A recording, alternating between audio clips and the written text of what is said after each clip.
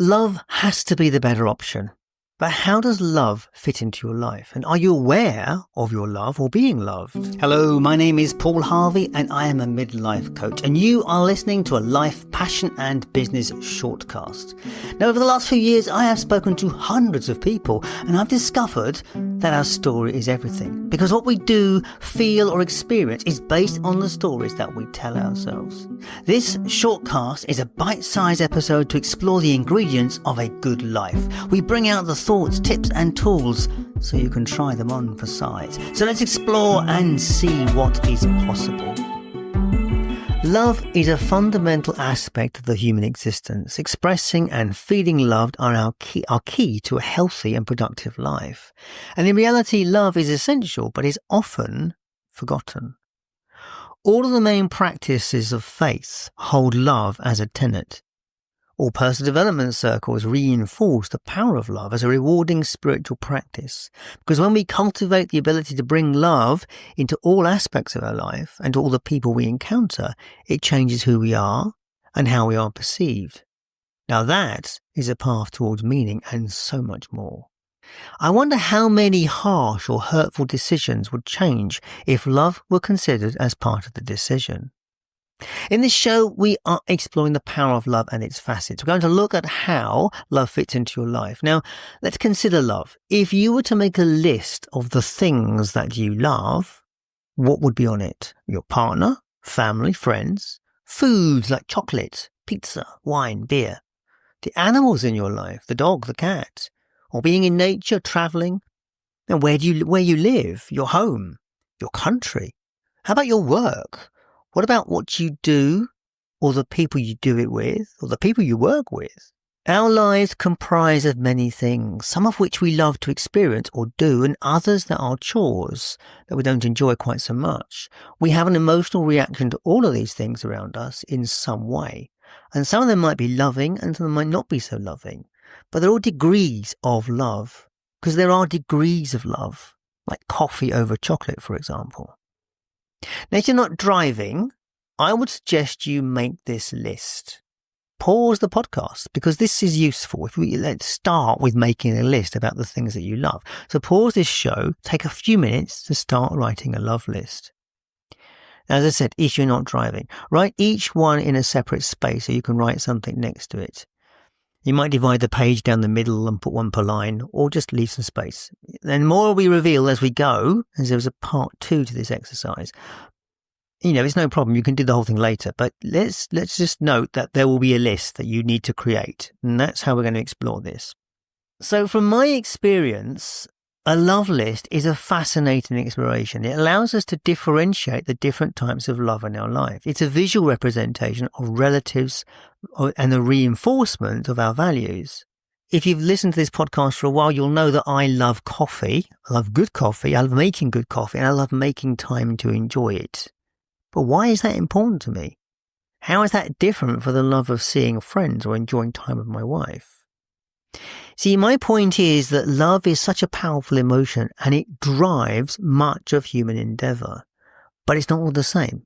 When we love, we have an attachment to something and we give more energy to it, to the item or the action of the person. Now, this talk of love might sound strange in terms of that there are different types of love, but we know there are different types of love. And yet most of us, when we talk about love, we think about it as a love for a romantic partner. Now, this is why this idea is worth exploring. In the podcast, we consider passion as a driving force for much of human endeavour. It's called life, passion and business for nothing. And passion is mixed with love quite often. But what is passion? The original meaning or words around passion is the derivation from the passion of Christ, the willingness to suffer for something worthwhile. And Christians will say Christ died for his love for us and the sins of the world. But passion is also connected to sex. See, there's so much mixed messaging in these few words. But as we discovered, love for chocolate is not the same as love for a partner. If you ask a child about their toys, they will tell you that they love them. If I ever ask my son in his pre-teens what was his favourite food, he would say, I love pizza. He always said that. I just said it was cheese on toast. But the truth is, he was a fussy eater and he loved the simplicity of pizza. And pizza has become a bit of a family thing these days. Even now, we compete to cook the best pizza.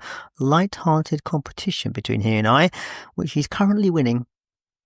But in the case of love, we've been held back by lack of words. And that's what we are discovering here, aren't we? Because, the love of a partner and the love of pizza are clearly not the same thing. English is a rich language, but it often lets us down with its limitations. Because love is the one word that we use for so many things. As English developed, all of the various words that used to be explored with love never quite made it into the English lexicon. You see, there are 8 Greek words and 1 Latin word which can be applied to love. And the only English version we got is love was a version of Eros, which is the love of sex and passion. See, we all know Eros as the Greek god of love, the Cupid cherub with the bow and the arrow. One touch of his arrow will bring forth desire and passion. Eros is the driver of passion, the desire for sex. It's the attraction to partners and mates. It's the fuel of music, poetry, and books and film. Now, down the ages, men and women have been driven quite mad by such desires, and I'm sure we have all manner of outlandish stories of how we and our friends acted under the influence. Easy to laugh about now, but not so easy to laugh about at the time, I'm sure. But that's just one of 8. So let's go through them and explore the different words of love. How do you feel about your old school friends? So people that you've known for years, people who hold your stories and your history. That is philia, affectionate love. It's the love between friends. It's the bonding love that happens from shared hardship or experience. People in the services, those that experience conflict where they supported each other. School friends, university friends, even work colleagues, particularly in stressful environments where pulling together brings shared benefits or results. And then we move into agape. Now this is an unconditional love. It's the love of sacrifice. This is a love of a cause or service. We've all done things that have gone beyond the call of duty in the name of service for people, for organisations. Think of the long hours an entrepreneur might put into their business, or the working double shift to keep the ship moving. It does not feel like love. It's something else. It might be called, as I said, duty. But it's the force that makes people risk, even if they give up their lives for the sake of others. It's about selfless behaviour. There was a lovely piece in The Guardian recently about a woman, a motorcyclist, who had an accident, and she lay on the ground, unable to move, because no one would touch her because they didn't want to, in case she had a back injury or something. But one of the passers-by lay down beside her and kept her talking until the ambulance arrived. Now, this Samaritan called the woman's husband and even visited her in hospital later, bringing her stacks of magazines and food for her husband to take home. Now, that is agape in action. The love of family is storage. It's family love. It's how we feel about our parents and our children. It's about family bonds and ties, brother and sister love. It's the glue that keeps families together. In my opinion, this form of love is not quite as strong as it was. There was a time in society when family bonds and connections were really important. And I guess in some parts of the world it is very much stronger. But it, certainly in my experience, families have separated and life is less about living together. So storage has less relevance, I think, certainly in the West it has less relevance. I'm possibly wrong, but that is my observation, certainly living here in the UK. One aspect of our social media world is fixation and obsession. Obsessive behavior or excessive connection to people. And this is called mania. It is the driving power of the stalker of jealousy. And I expect you would never consider it a form of love, but mania is this. It's this fixation, and it can be totally debilitating and actually can lead to illness. So mania is a form of love we probably don't want to be too connected with in some respects, but it's there. It's one of those aspects of the human condition. Ludus is our Latin word. It's interesting. It's not Greek. It comes from the Latin. And it's about play. Now, I imagine the child's game Ludo has a connection to that word. However, the actual type of love refers to the the game of love, which includes the courtship, the flirting. It's about fun. It also might involve sex as a prize. It could be the art of conquest. It could lead to other forms of love, such as Eros and Philia. But it is about the game. It's about the joy of play. So in many respects, it is the fun stuff on the journey towards Eros. Now about practical love, or pragma. And this is about duty and obligation. It's rational, it's logical. This is the love of arranged marriages, the love of kings and queens, where politics was more important than the heart. It's the love of long-term relationships once the Eros has passed. As the word suggests, as I said, it's pragmatism. It comes from ignoring one's partner's infidelity or annoying habits. It's the business-like love where practicality takes precedence over sex and romance. Now, it doesn't seem that palatable, I can say, but it is a place where people end up and they are happy to settle. Many long-term marriages live in this place. And obviously people in caring relationships end up in this place. Pragma is an important function of the world. The world is full of successful arranged marriages, as a point, actually, or marriages of convenience. And I accept probably there are some arranged marriages that are not successful. But nevertheless, pragma is what it's called. Miraki is from the modern Greek, and it's about creative endeavours. It's a lovely form of love. It describes the power behind creative expression. It's about the devotion to something. To my mind, it's about being in the flow of a task. It's about creation through art, through music and food.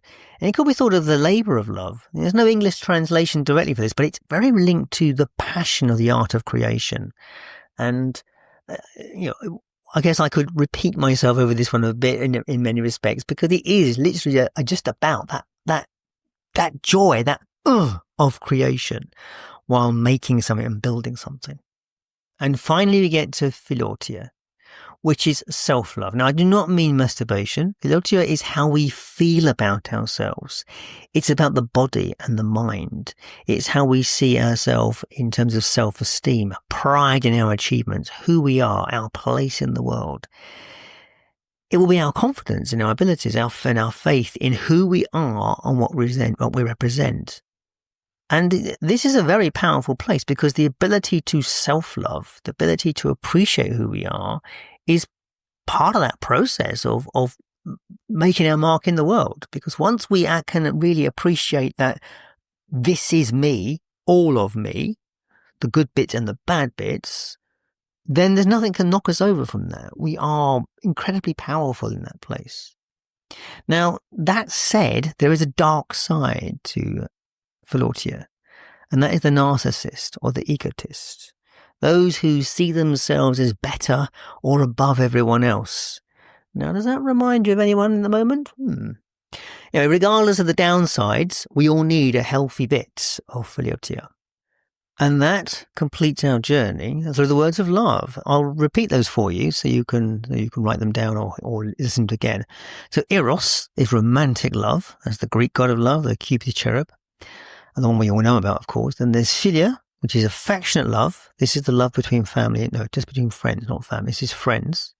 There's Agape, which is unconditional. It is the love of sacrifice. The heroes is what I'm saying. Storage is family love, and that's how we feel about our parents and our children. Mania is jealousy, fixation, obsession. Not so good, but it's still there. Ludus is play, which can be the play, the games around love. It can be the chase, can be the thrill of the chase of love. It can be the love of games. Pragma is practicality, and the marriage of convenience, the love of convenience. Mirakai is the art of creation, and philautia is self-love, and not that kind of self-love, but the love of the self-appreciation and self-esteem. So we've got this list, and if you've made it this far, well done for exploring this with me. I wanted to explore these words of love so that we might have a greater understanding of what love is and how it sits with who we are. So back to that love list. If you have created a list of words and things that you love, if you could fill a page, all the better. As I said in the beginning of this description, leave some space so you can write between the words. And what we want you to do is to write which love is each item of those items. Mark all those love items with one of the 9 words. Now, obviously, you can use your own code for this. And then add up the different forms or versions of love that you feel and express. Things to think about. Are there any missing? How do you feel about having created the list and reviewed it? Now, I need to stress, there's no right or wrong way to do this. This is just a list. It's just an exploration of how you love and what love means to you. It might offer some clues about gaps in your expression or ability to receive love. It might show you how much love you have in your life or how much you choose to express. It might show you places where you could express more love in your life.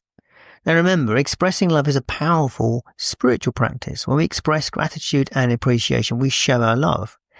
It makes everyone feel good. It makes you feel good, and we all like to feel good. And I think I mentioned this at the beginning, all personal development circles reinforce the power of love as a rewarding spiritual practice. So when we cultivate the ability to bring more love into our lives, into all aspects of our lives, and to all the people we encounter, it changes who we are and how we are perceived. And that is a path towards more meaning and so much more. On my personal development journey, it was the expression and the expansion of my capacity to love that created the most significant change. When I learned to love and accept who I was and express it from that place of love, I was perceived differently and doors opened different for me. And it's hard to kind of put a finger on what that looks like. It's just I know it was different when I started behaving in that way. Anyway, as always, I'm happy to explore this with you. This is one of those topics that is rich and we could go on talking about it. But it's one of those factors that will have a significant change in how you are perceived in the world. It's like kindness. We talk about this thing all the time. Love and kindness. It's the same thing. But being aware of it and being aware of it in the moment is what is incredibly powerful. So if you found this useful, do share it with a friend because, that's how people get to discover good podcasts. But also, it's how we share this message, how we spread this message. If you've liked this conversation and want to leave a review or a comment, love to read it. I will always get back to you. The point is, I think in this world, which is becoming, which I'm perceiving as becoming more cruel as we go, we have got to stand the ground and love more things and demonstrate that we are beyond the hatred that is being put at us. Love is always the answer. It has to be the better way. And if you'd like to know more about Life, Passion and Business, do check out the website, lifepassionbusiness.com. Do check out the resources tab where you can find some things that are useful for you, and also find the details of Focus Coaching, which is where we explore topics just like this one that help you on the way to where you want to go. Anyway, as always, thank you so much for being on this journey with me. It would be nothing without you. Thank you for your time and attention. I will catch you next time. All the best.